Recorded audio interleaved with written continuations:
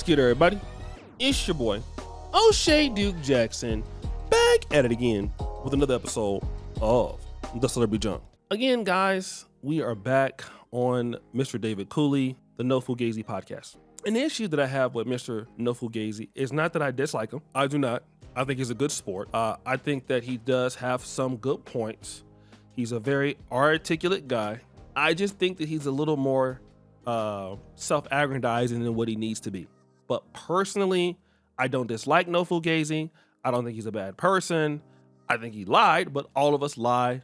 We all do things that we're not proud of. He just did it for money. And Courtney Michelle, who is here on YouTube, has caught him in some more lies again. Now, she basically has considered No Fugazi to be the biggest grifter out there, and nobody has proven it more than her, because she has this uncanny ability to see what No Fugazi does and then somehow match it to what other creators have talked about and catch him right dead in his tracks. Now, she's gonna prove it because remember, No Fugazi went to Atlanta. He did 2 podcasts. One was with the Saint in the Center, which came after. The previous one was with Hardly Initiated in Atlanta, okay? And Hardly Initiated is more or less a Christian, black Christian style podcast. And so they did a really good job, set up this very professional debate between these 2 guys, Yada Awakening and David Cooley. But then David Cooley asked Yada Awakening this question. And now I'm going to pose the question to you. Would you sign a contract? You seem like a businessman. You're wearing a suit.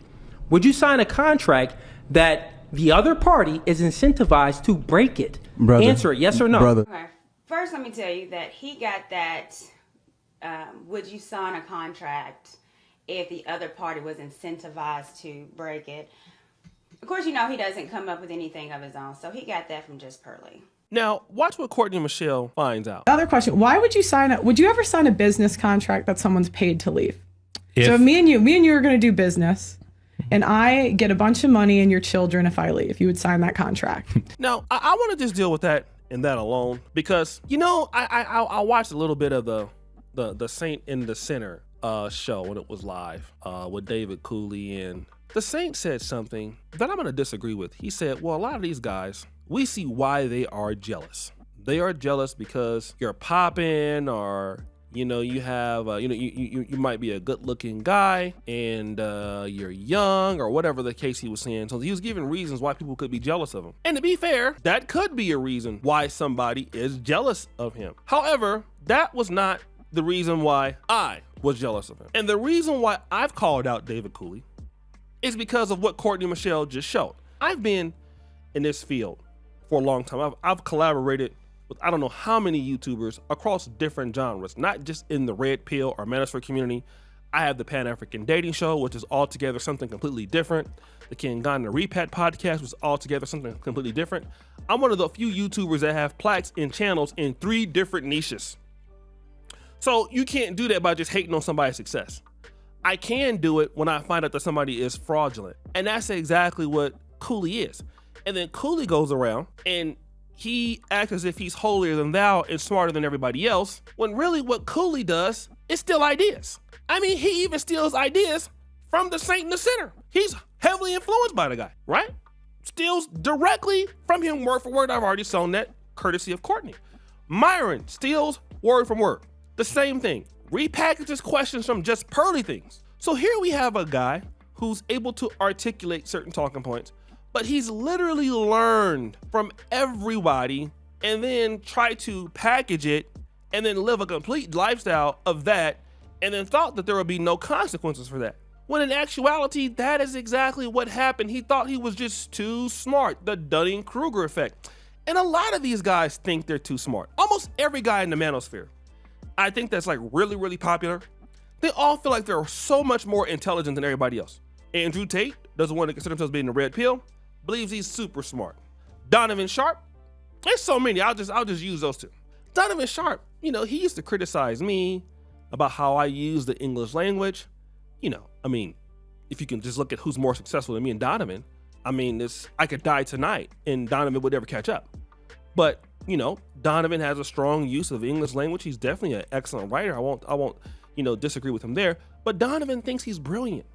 And there's no way you can tell me that somebody who's brilliant ends up in a situation like Donovan did, who squandered an opportunity like Donovan did, who completely fell off of the map because Donovan had no emotional intelligence at all to run this business and to be in this business. He'd never seen money like that and then destroyed himself. Got into an unneeded beef with Anthony Johnson and got destroyed. Lost everything. Tell me how that is intelligent. Because Donovan can't get away from con artistry stuff and scamming people. He tried to scam me. Now, David Cooley is not necessarily scamming his audience for donations and things like that. That I will give him credit for. He is more willing to debate anybody or to engage people in his intellectual capacity. That I gotta give him credit for. But are these his own ideas? No.